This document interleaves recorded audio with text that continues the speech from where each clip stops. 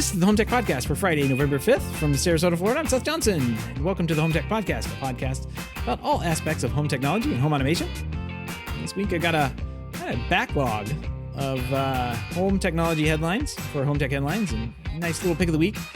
Been kind of admittedly slacking through these summer months here, but that's because this summer has been extremely busy for some reason. I have not been this busy in a very, very long time, with work, with home, with everything. It's just piled on. And of course, the week before last, I went out of town for a week for work. Ended up in Phoenix, Arizona, and at the Blackwire HQ offices there. And we spent the week kind of going through processes. I even packed boxes. If you ordered something from Blackwire, I put some snacks in the boxes for you. So yeah, it was a busy week. When I get back, I did some work over the weekend, and man, it was just a flash. And so the week after that, I had to take a break, and now here we are this week with a backlog of stories. So what do you say we get started?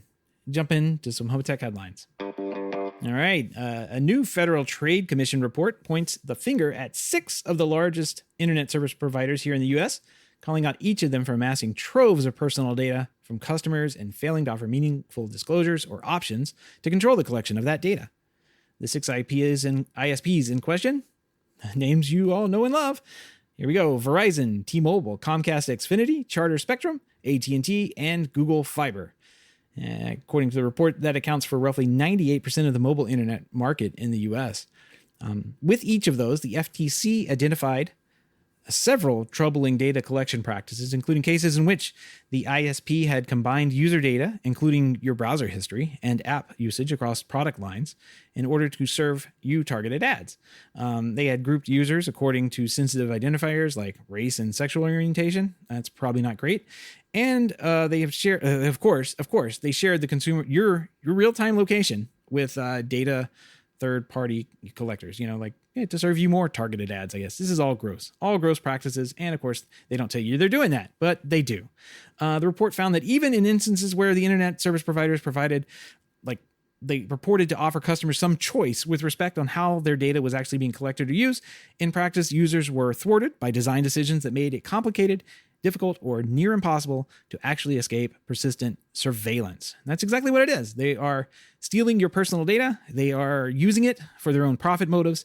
And you're paying them for that. That's the best part. You are paying them for them to make more money off of you on the back end. And that's just wrong. So I'm hoping, I don't have much hope, especially with the way government is these days here in the States, especially with how the FTC is like the most lobbied organization, by these. It's kind of a revolving door. If you're an FTC, if you're a commissioner in the FTC, then you pretty much have a safe job at an ISP after you get out. So I don't know. I'm really hoping that this kind of leads eventually to some kind of legislation, and we start seeing normality coming to how we treat data privacy here in the States. It'd be really nice.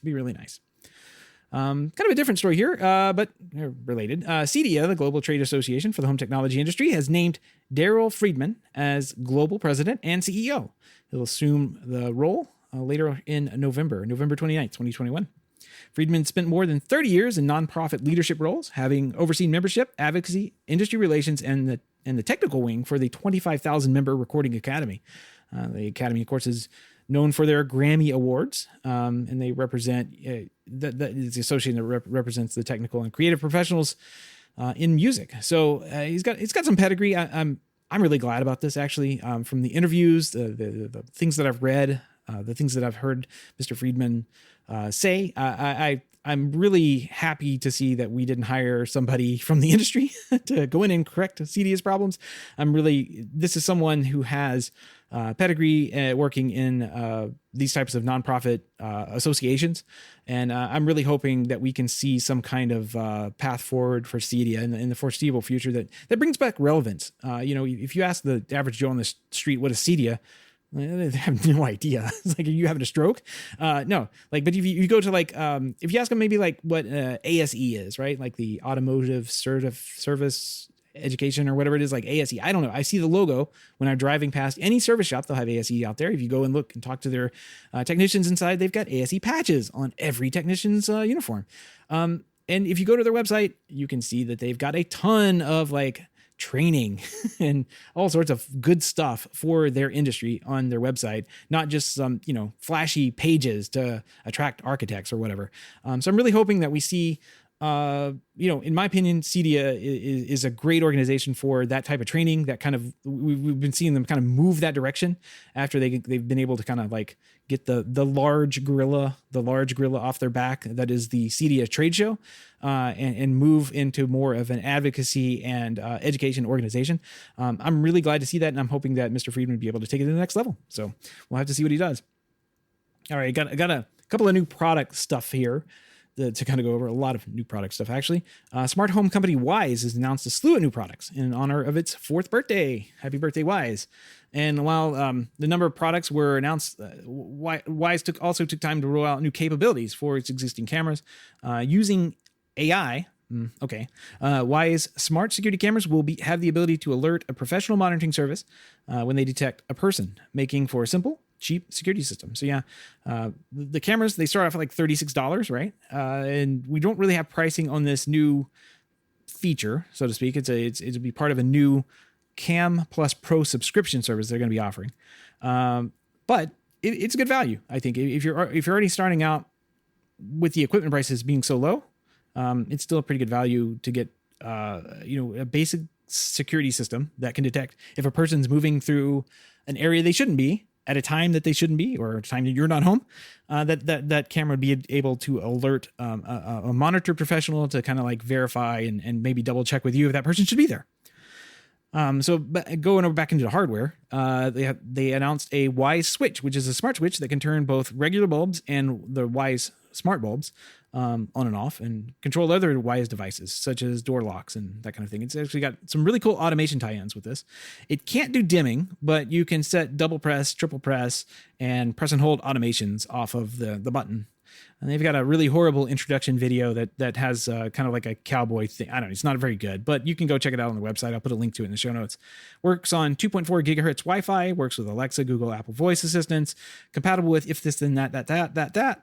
Also does require neutral wire. And unfortunately, I think this is a big miss, can't be used for 3-way or 4-way circuits. So not a great design decision there, but it looks like, according to the story, it comes in a 3-pack for $33 plus shipping. I want to say, okay, that's kind of crazy. If they're $11 a piece, that's a great deal. I thought I was just on their website and I saw that there was $33 for one, but I'll have to check that out later. Wyze's smart bulbs have also been upgraded with temperature and brightness control from the app. So an 800 lumen bulbs have a temperature range of 27,000K. Is that right? 2,700K, sorry, to 6,500K, and can go from bright white to mellow yellow. Good deal. That's kind of interesting. A new sun match feature takes advantage of this range by adjusting the color temperature to match the sunlight throughout the day. And they work with Alexa or Google Voice. Pre-order those price is $32 plus shipping for a 4-pack. So yeah, I guess that 3-pack is pricing is probably correct if they're shipping their bulbs for a little bit less. That sun glow thing, what do they call it? Sun match. It's actually a really cool feature. I've been playing around with some LEDs in my garage here, and throughout the day, I kind of have them sitting behind me. I think I've talked about this on the show. I've them sitting behind me where a window is, and I have a blackout shade on that window. But throughout the day, I can kind of tell roughly what time of day it is based on the color of the light that's coming over my shoulder. And if I'm sitting at my desk and the window's behind me, if the light's on, I almost think that the window's open at the right time of day during the noon hours of the day, which is really cool. It's kind of a brain freak when you turn around, you realize that, yeah, you're in a room and the window's closed, but it feels like you're outside. So anyway, moving on, cool technology. That's a cool trick technology thing. I know it's a circadian thing. I'm not a big fan of that, especially around the health, but I think it's a good, I think like actually having that feature is actually a good feature if you want it. So moving on, there's a new Wyze smart lamp socket, $10 device designed to work with any wired Wyze Cam version 3 the indoor-outdoor, to make your outdoor lights smart. The socket comes with a 30-inch USB cable that connects to the Wyze camera to provide power to the camera. So it's got a little USB charger on it. And the camera's motion sensor can be set to turn on the lights whenever there's motion. You can group up to 5 of the lamp sockets together and set them to come on at dusk or off at dawn, that kind of thing, or on a schedule, or along with that motion activation. The lamp socket works with any E26 lights, and also comes bundled with the camera for $46 plus shipping. There's a new $20 Wyze solar panel for their Wyze outdoor camera, kind of recharge it, I guess. And then Wyze is bringing a much requested feature from its users. There's going to be now there's a web view, so you can head on over to the camera's IP address on the web and be able to view live streams and recorded videos from Wyze cams directly over a web browser. Actually, it doesn't say that you go to the IP address. It may be some other website you have to go to get that, but because it looks like it's part of their Wyze Cam Plus subscription. Pre-orders are now open for all those products at Wyze.com, and the company is saying they're estimating it's going to ship sometime in November or December. So good luck to Wyze getting that out the door. Also, new lighting product from Lutron Radio Raw, or the Lutron Radio Raw brand. Radio Raw 3 is now out, which we've kind of been waiting on that to imminently hit for, I don't know, a couple weeks, a couple months now, maybe a couple years, because it's been like, I think that last time they updated the Radio Raw 2 product was what? 2009. It was a long time ago. It's been a very long time ago. So it's got a new PoE powered processor, all new processor. Has ClearConnect X, which is basically Zigbee. The ClearConnect was their ClearConnect from Lutron in general, from the Pico suite devices and everything. It's like this really low band 240 megahertz proprietary signal that they have, that, I mean, that low of a signal can just punch through anything. It can go the distance, but you can't send much data over it. It has good range. So that's been a great product for them. Now they're adding on Zigbee, essentially, with the ClearConnect X, and kind of pairing them together in their devices. Win-win, in my opinion. If you get the punch-through effectiveness of the ClearConnect and then the mesh of the Zigbee, where you can mesh devices together and get communication to reliably get relayed and signaled across the house, it's win-win. They have a new line of Sonata RF keypads, dimmers, and switches that feature a light bar design. Not even sure what that means. I haven't even seen them. I should probably just go look at them.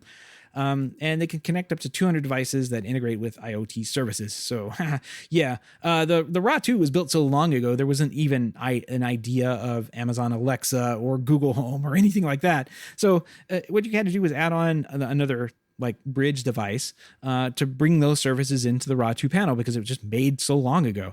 So now they basically kind of, and that bridge was pretty much just a caseta, right? So now they've kind of like put those together and given us the Raw 3 processor, PoE powered. Great idea.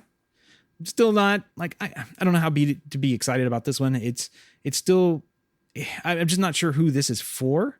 The Raw 2 line or Raw 3 line is just, or the Raw 2 line was so dated. I guess it just needed an update to compete with Caseta. So I guess that's a good reason to update it.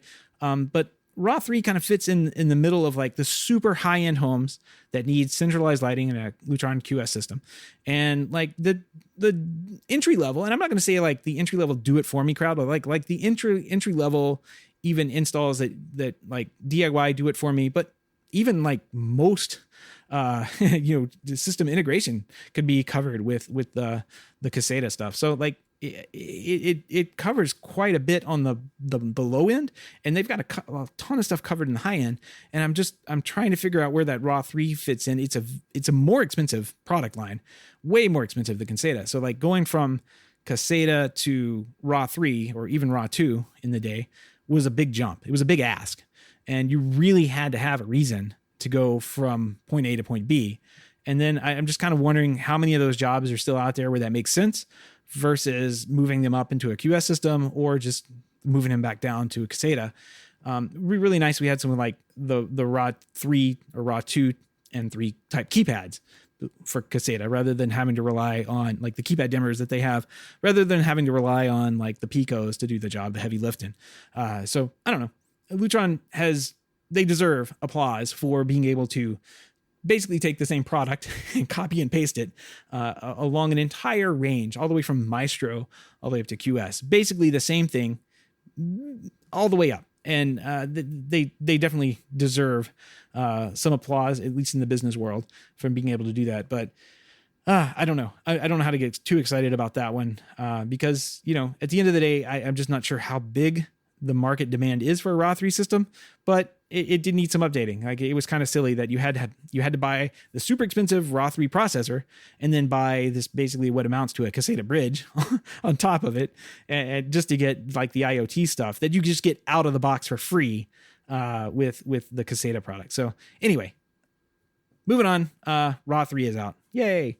Toronto-based smart home thermostat startup Ecobee has been acquired by Generac Holdings, the generator company, for $770 million. The company's announced actually this Monday. The acquisition is expected to close in the fourth quarter, and Ecobee founder and CEO Scott Lombard will stay on as CEO, and the company will continue to operate inside of in Toronto. They have no plans of moving. It'll just operate as a subsidiary of Generac. Generac is based in Waukesha, Wisconsin. They've got the strange names up there. It was founded in 1959, makes backup generators basically for residential and commercial properties.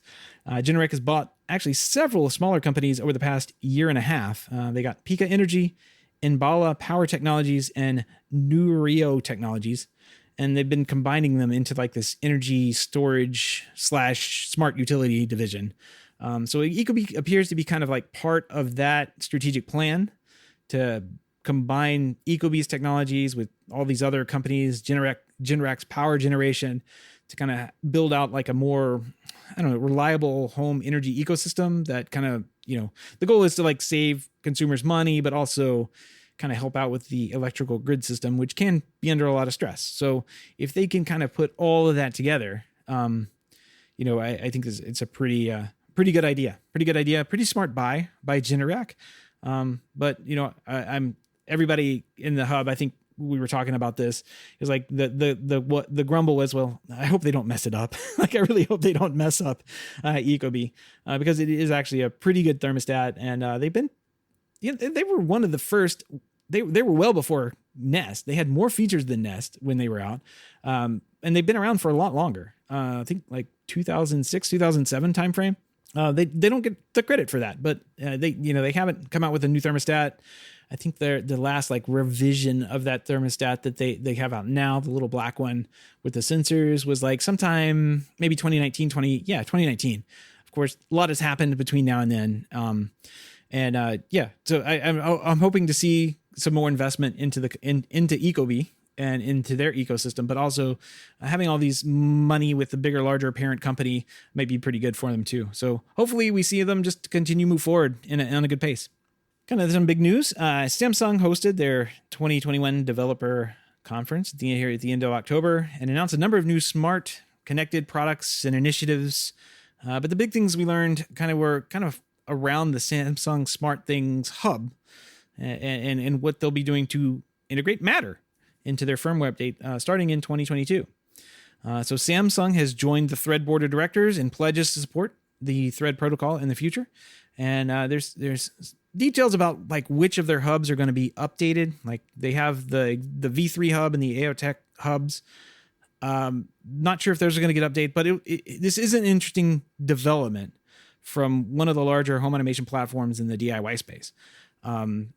Matter, of course, is the golden child of the industry right now. Samsung was kind of like the last holdout, I guess, on the initiative. And it's starting to look more and more like Matter may have some legs to it. It might be time to give Matter like a Matter 101 kind of deep dive discussion, because it looks like once we have the specifications like firm in place and out for the general public to really look into, I think it could be around for some time. And now that we have Google, Apple, Amazon, now Samsung all throwing their weight behind the effort, if the specification's ever finished, we'll be finally able to know a whole lot more about it. The basic ideas of the Matter is basically a marketing term for some development guidelines and some implementation guidelines that attempt to bridge together a few existing technologies for home integration. So they're using Zigbee, Wi-Fi, Bluetooth, and cloud APIs together to move a working standard forward to bring all these devices, make them easier to set up and deploy and use. And you can basically kind of like move, if you want to use Apple for your devices, you can. If you want to use Amazon, you can. They're just trying to make it easier to kind of have like a good starting place for all these devices. I think that's a great idea. Honestly, it's good to have.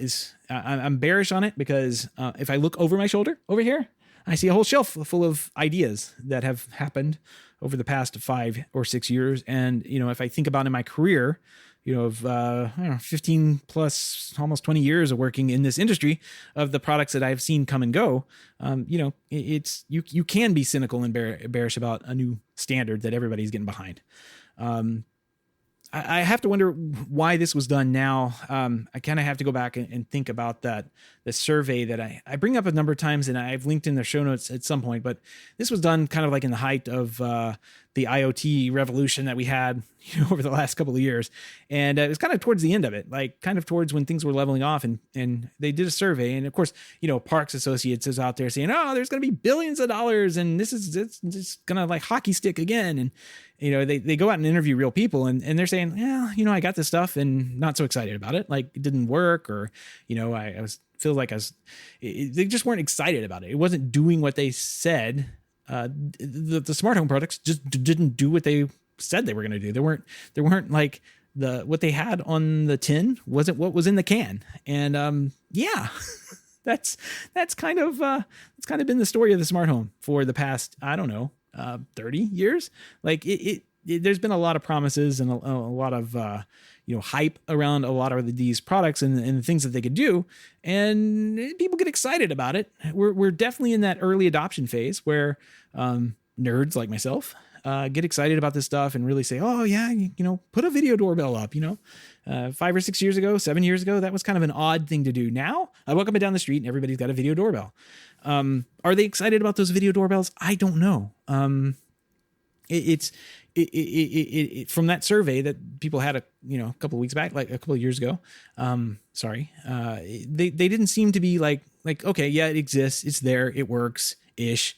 What do I do? What do I do next? This isn't the automatic home that I was promised. That's what automation means. It means automatic. This isn't the smart home. It is a more complicated home, and it's more things that'll break and more things to tinker with, but it's not a smart home. So that's kind of where people were left with. And I think that's kind of like why Google, Apple, and Amazon kind of got together and kind of pushed for this effort for what they called initially connected home over IP. It's kind of like because of a stale market, right? Like they have to get their products, they have to get everybody's product installed into their ecosystems. But if they're competing on just like the basics of who's installing what, like if you're competing with all these, there's only a few manufacturers out there that can put together a product competently. And if you're competing with those manufacturers on which golden child they're going to support, like that's not a win for anybody. It's not a win for Apple. It's not a win for Amazon, not a win for Google and Samsung now. So, I think that like trip or that bump that we kind of went over, that stagnation is kind of what got them moving on this. So I'm glad to see the big guys kind of be doing this push for some kind of, I say standard is basically an onboarding standard and a communication standard. Nothing that's going to matter to anyone after you buy the device. Like it's going to have the little symbol on there. You'll know it work with Apple, with Google or whatever. But you're going to go out and buy the device. And again, it's not going to matter. You're going to install it. It should, in theory, be easy to set up into whatever ecosystem you want to drive it into.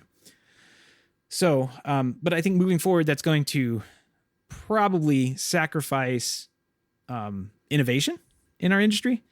And maybe not sacrifice is too hard of a word, maybe slow down innovation for more acceptance and adoption. And while that's a good thing for Google, Apple, Samsung, is Amazon, especially to sell product.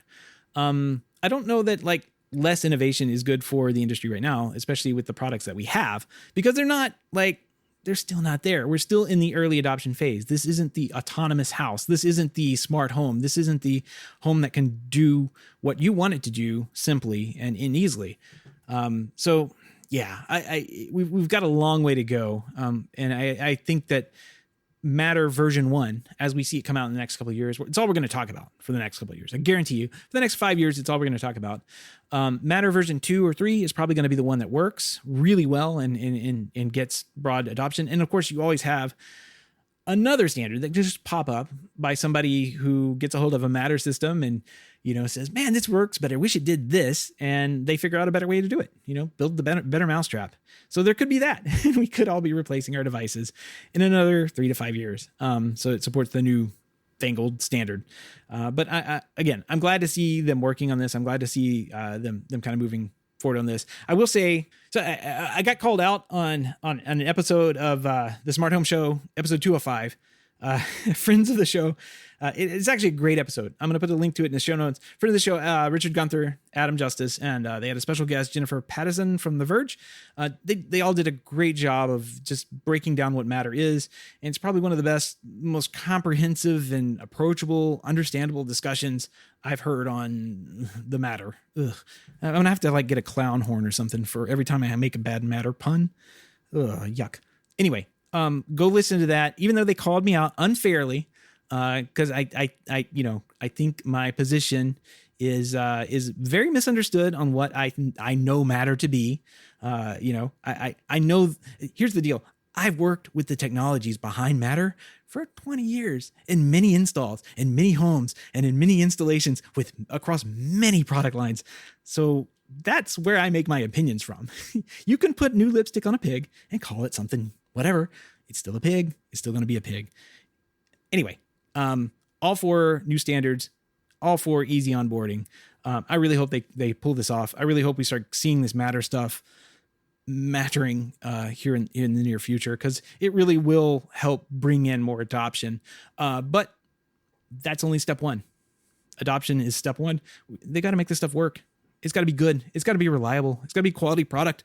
It's got to do what it says it's going to do on the tin. And that's almost, if not more important than turning the switch on. All right, moving on here. Roku is launching a new independent developer kit that will allow developers to experiment with customizing their devices and then use personal use capacities. Roku says it hopes this IDK, this independent developer kit, will lead to innovation around the Internet of Things applications, such as connecting Roku device to a thermostat or for game development. The company is not really clear on how developers use the IDK, but Roku's VP of Content Partnerships, Ted Citadine, said during a keynote address, its primary purpose is to help Roku continue its innovate its platform.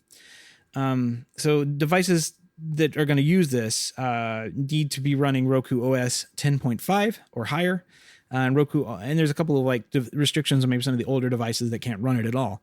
But Roku also announced that it was running this new beta channel tool for developers to test their apps on. So before making changes on the live platform. Some other Roku news: a feud between Google and Roku rages on, and it's now escalating quite a bit more. Following the removal of the YouTube app from earlier this year, Roku and Google are once again failing to reach a deal, and the YouTube app will be removed as a result. Roku offered an update on the situation this week, and once again alleging that Google wants some special deal that includes modifying search results and access to data that no other streaming partners have. Google has denied these allegations and said the company only wanted to renew its existing deal with Roku. It's just like one of those satellite deals that you see when you're like, don't let the NFL game go dark on Sunday. Call DirecTV now. The deal between YouTube and Roku is set to end in December, and if the two companies are unable to come to an agreement, then the Roku platform will lose access to the standard YouTube app as well. So Roku gains an independent development kit and loses the YouTube app. Okay. But also, as part of that independent development kit, kind of a bigger thread fell out of this. And I thank TJ for posting this in the hub. Interesting. This Roku, basically, along with that beta channel announcement, It's basically a policy change that effectively bans the world's largest porn site, as well as a number of adult entertainment companies, from its platform, starting on March 1st, 2022. During the conference, Roku announced that it was restructuring how it handles channels that aren't suitable for distribution on its channel stores. I forgot that you could do this, but Roku has like private channels, or like uncertain, like you can share a link with somebody and basically get a channel, your own private channel on that person's Roku device if they authorize it to come in. So that's kind of how like these porn companies and they were basically getting around the Roku store to put their content on Roku's. That's basically your basic side loading, right? So as part of this new beta channel feature, it allows developers to test channels with up to 20 users. It's quite a few less than I'm sure those porn channels want to have as customers. So not very good. The beta channels are effectively replacing what's commonly known as the private channels. These channels aren't listed in the channel store, but can be activated using a code or direct link through Roku's website. That's how you in the past would have tested channels. Your companies would have used to test channels, but now they're kind of rolling that back and I don't know. We're not going to do this anymore. They've had a policy of pretty much turning a blind eye to private channels, and they've received some criticism on that in the past. Rights holders have complained a number of times about, so-and-so made this channel. It's basically got all of our movies on it. You need to take that off for, unlicensed content. And I think Roku devices were actually banned for sale in Mexico not too long ago over this very issue. So, but as you know, porn companies don't seem to be too worried about this. There's plenty of alternatives. Both Amazon Fire TVs and Google Android TVs make it possible to sideload Android apps from third-party sources. And there's a number of smart TV platforms that also include web browsers, which is effectively offering access to any web-based video service. So they don't seem to be too upset that they're going to be kind of effectively kicked off Roku. And, as the old saying goes, porn will find a way. I think that was, maybe that's not the saying, but it probably is. Anyway, all the links and topics we discussed tonight can be found on the show notes at HomeTech.fm/367. Again, that link is HomeTech.fm/367. All right. Pick of the week. I know we talked a lot about home automation tonight, and anybody with a home automation system has at some time or another come across what called ghosts in the machine, as an actual famous saying goes, right? Things that happen for no particular reason, or things that don't happen when you expect them to. For most of this, like, can be super frustrating. It could be just degrading because like you set up all this stuff to work, and like you go and press the button, and it just doesn't work. Or even in my case, I'll set all this stuff up to work, and I'll say, hey, go press that button. Am I gonna have to walk over to it and press it? Nothing happens. Yeah, that's more often than not. That's kind of like what happens in here. The TVs don't turn on when they should. Anyway, it's hard to find intermittent issues like that, like what the problem is, right? And it's really, really tough to find them if you don't have any kind of logging service. So the pro systems that I have access to, like Control4, Lawn, Crestron, URC, all of those have some kind of like logging interfaces that can be turned on to basically help pro installers or tech support that we call into to figure out all kinds of issues. But for DIY systems, it's kind of few and far between is what options and tools you had for this kind of troubleshooting. Well, now this is really cool for HomeKit. There's a new app called HomeLog that's come out, and it's a Mac OS app, and there's an iOS version, but I'll get to why that's not all that great. It's a Mac OS app that basically just records everything that happens on the HomeKit system. So it basically lets you set up and review everything in an organized fashion. You can search. Like I said, there is an iOS version, but it has to be running all the time for the logging to work. And while that may be okay, sometimes it's not great if you're trying to catch something that isn't easily reproducible. If the iPhone goes to sleep, you're not gonna catch the log. So the macOS is definitely the way to go on that.